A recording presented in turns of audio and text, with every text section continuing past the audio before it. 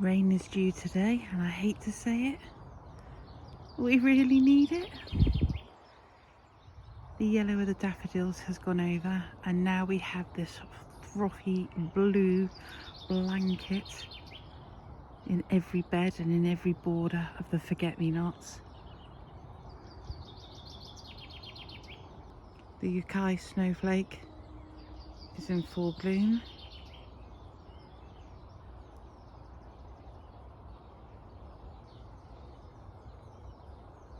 I've got two of these plants down in the rose garden, and I absolutely love them.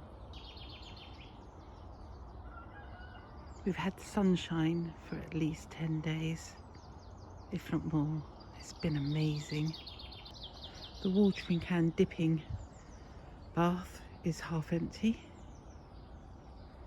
I've done a little bit of pot watering in the pots, but nothing in the soil. Looking ahead, can you see that the water barrels, the wine barrels, have been fitted as water butts? We've got so many jobs done.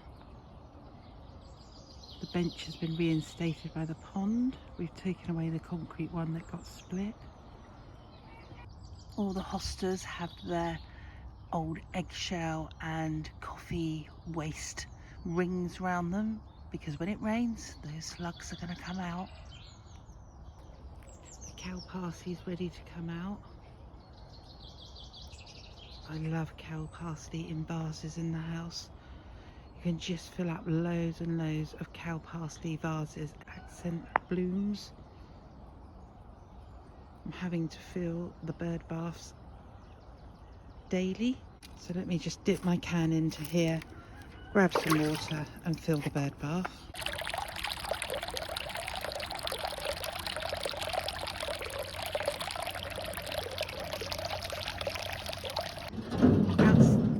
Outside the stable block, all of the aces are looking amazing. And these areas look really lifted now by these pots that I did at the beginning of spring. The camellia strawberry parfait is out and just looking amazing. We had 3 frosts this week, but the temperatures have been around 19 degrees during the day. So, yeah, strange weather. Wisteria has got some leaf budding on it. We moved the arch from the other end of the garden to here to support this beautiful clematis, because the one that was here got trashed by the storm. And I can't believe it, but this is my first year magnolia, and we have one flower bud on it. I have several Stela magnolias in the front garden, but this is the magnolia that I wanted for the back, so it'd be lovely to see that one bud come out. Here we go, there's that water butt, and my husband made this fantastic handled lid for it. I've had a good mulch and a tidy up behind the greenhouse, and the scents coming off of these narcissus are beautiful.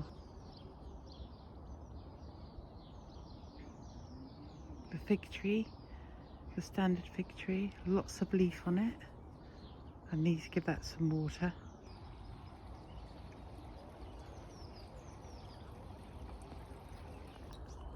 All the compost bins have been emptied and starting to fill up again. The ancient apple tree has got its blossom ready to burst out. And then the plum trees had one branch taken off just to reduce its canopy size, and that's in full flower. A bit of planting that's gone wrong is hiding these glorious plants in amongst the leaves of this acer. I have to remind myself to dig those out and put them a bit further where I can see them. In the greenhouse, I have been on a plant splurge at Morrison's supermarket, and I've bought 3 clematuses, and it is 3 for 2 on those, and these are going to be going up the rose pillars in the front garden just to add depth of colour. And I went for Clematis Dark Eyes, Vicella Alba and Cardinal Wolski.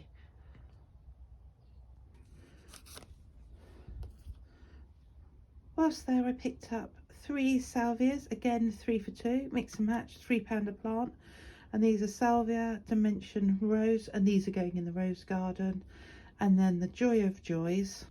Last year this plant joined my wish list, and it is a, there you go, I can't pronounce that. It's a gigante.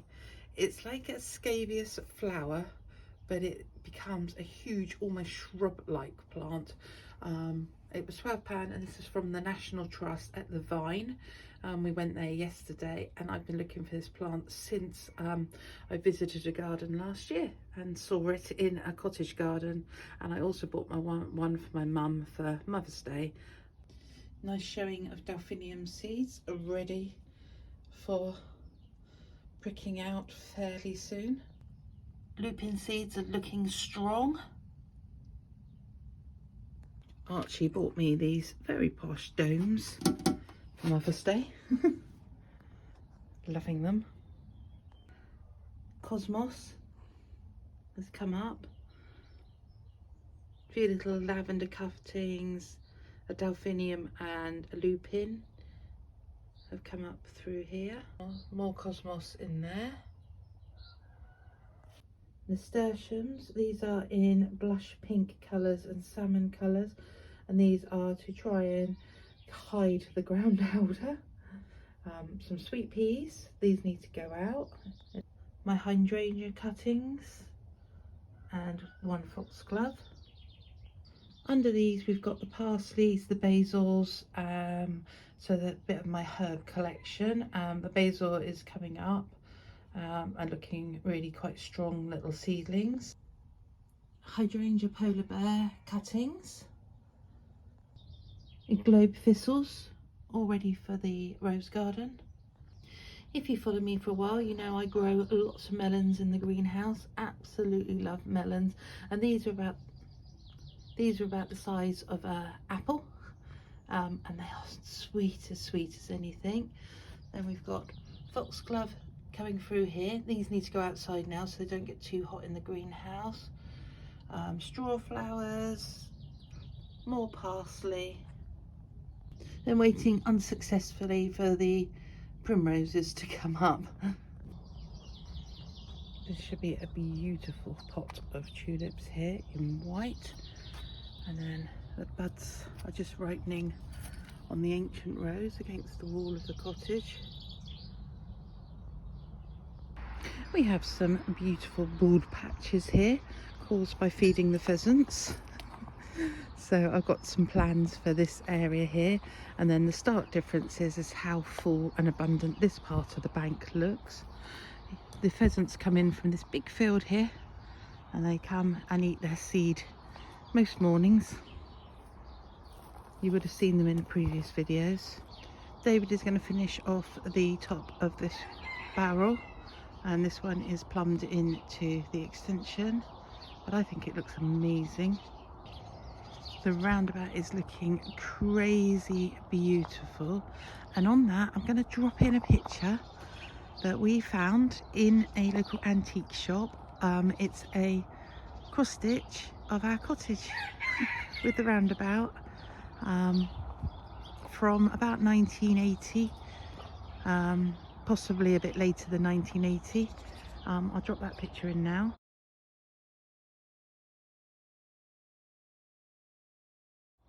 A friend gifted us an apple tree late last year. They gave up their allotment.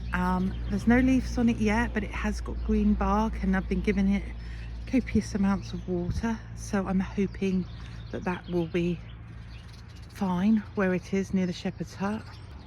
The lupins are beginning to really show their green as we come through past the olive tree.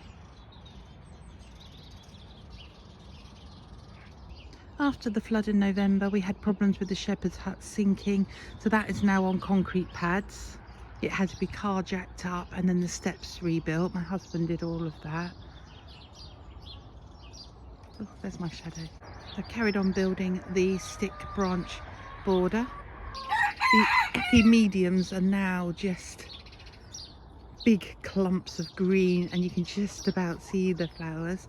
And then I bought 3 more from TW Parker Company, and there's 3 more epi-mediums marked by the little grey plant labels through here, and there's white, pink and yellow.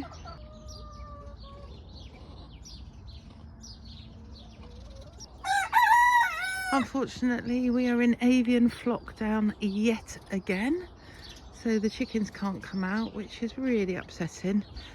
So we're basically trying to find stuff for them to do in the garden, and they've got balls full of mealworms, chicken grade mealworms.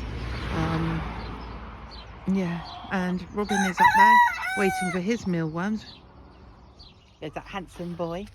Are you going to sit down? Are you going to sit down? No.